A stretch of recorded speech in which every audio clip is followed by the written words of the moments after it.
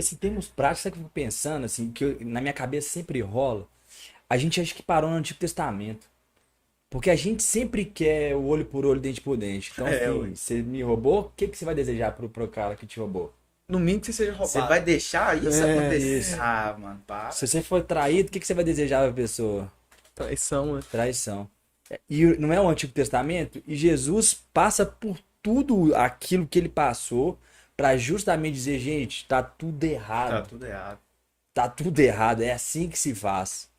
E a gente não fa... E quando a gente começa a fazer isso, a minha impressão é que a gente sempre escuta do seu vizinho é o quê? Nossa, é bobo. É só você que faz isso. Você é um otário. E aí, pela sociedade, o que que você acaba fazendo? Eu sou um Verdade. otário. E aí, o que que você vai fazer? Você volta pro Antigo Testamento. Então, isso que vocês estavam falando, tipo, e aí pegando a história desse cara e pegando o seu vô como exemplo, na minha cabeça eu lembro da minha mãe, que várias vezes, minha mãe, minha mãe é trouxa, velho, não tem condição. Eu acho que essa espiritualidade é quando a gente esquece do campo humano, cara. A gente Total. tem a capacidade de desligar desse olho por olho, dente por dente, tem a capacidade de ser afetado no que o outro vai falar e conseguir tocar os dois primeiros mandamentos, que é quando a gente se ama a Deus sobre tudo, é sobre tudo. Tudo é tudo, né, mano? E quando você ama o próximo como a si mesmo, que eu acho que é a segunda pegadinha muito forte que a gente não teve, que é o autoconhecimento. E aí quando a gente não conhece, Leandro Carnal fala muito isso.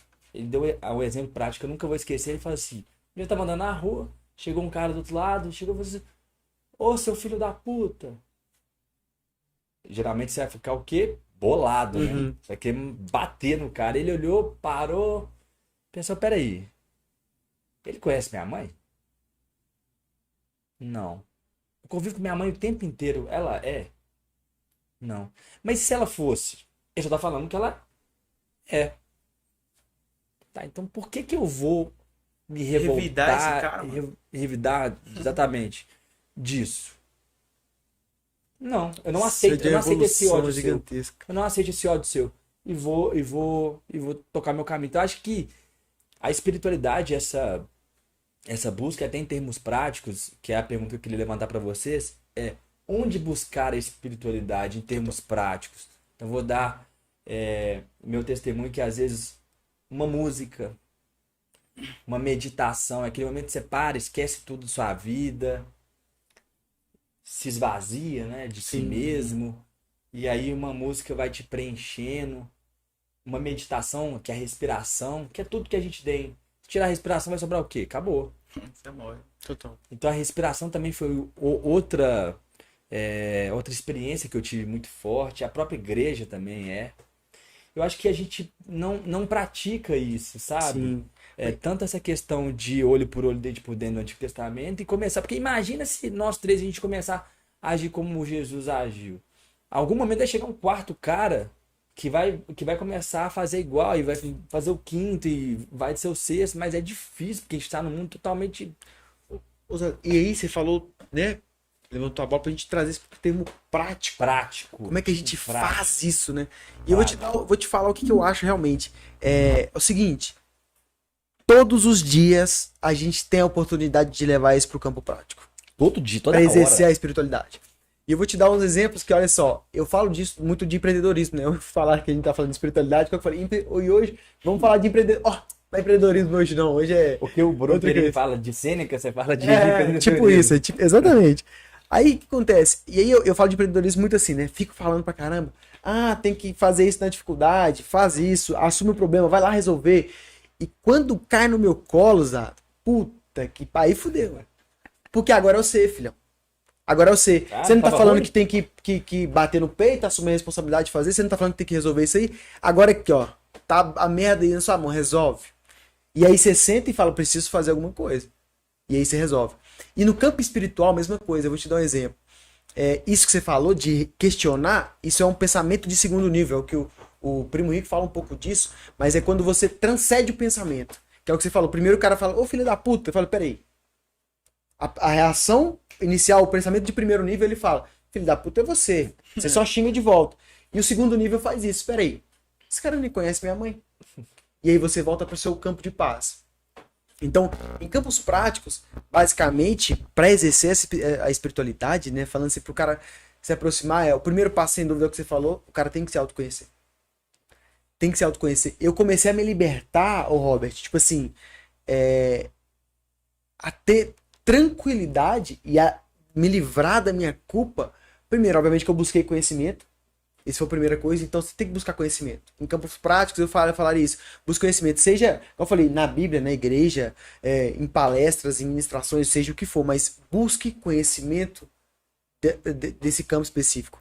Então, eu busquei conhecimento e foi quando eu comecei a me libertar das minhas culpas. E não que eu não tenha pecado, não nada disso. Mas quando eu, por exemplo, eu me libertei disso que o Nelson falou. De olhar, sim, de não ser digno. E perceber, e aí eu já entendi isso, e tá muito claro na minha cabeça que a gente não é realmente. E eu já citei isso aqui, não sei se eu falei aqui, acho que no podcast eu nunca falei, então vou contar essa história aqui. Que um dia eu tava no culto, né, e tava lá de olhos fechados, todo mundo, aquela luz baixa. Foi no make-off. Foi no make-off. E eu vou contar no ao vivo aqui pra galera. E aí eu tava no culto, e luz baixa, louvor tocando, louvor maravilhoso, e louvor da CRD, inclusive o louvor da igreja é maravilhoso mesmo. E aquela sensação de conexão realmente com o eterno. E foi quando veio esse sentimento de culpa em mim. Foi quando eu acho que foi, posso estar enganado, mas talvez uma das últimas vezes que aconteceu isso comigo. E aí, quando veio esse sentimento de culpa, e eu abri o olho, não estava bem naquele dia, e comecei a olhar para a igreja. Comecei a olhar para todo mundo assim, de olho fechado, entregue. Curtindo o momento, curtindo né? aquele momento. O pessoal do altar, então, violão e cantando, e olho fechado e pula. E eu tava assim, pô, foda, né? E assim, e eu sentindo aquele sentimento assim, e eu falei, e a minha oração foi exatamente essa, Deus. Eu simplesmente não mereço isso. Não mereço, não tenho dignidade, eu não sou digno de nada que o Senhor tá me dando.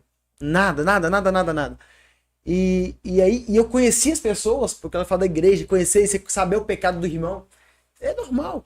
E aí de olhar pro altar, eu lembro de ter olhado e falado assim, pô, eu sei disso, daquilo. Não, nunca julgando, mas assim, que naquele momento de adoração, simplesmente não existia diferenciação de um pro outro. Estava todo mundo na sua, internamente e conecto com Deus, mano. Você vê que estava conecto com Deus. Independente de pecado. E eu olhei, eu sabia, e tipo assim, e aquilo simplesmente não importava naquele momento, ousado. Tipo assim, ó, caía por terra todo o sentimento de culpa e a conexão que a adoração faz isso, ela te conecta. E essa adoração fez isso, e eu entendi que não precisa carregar.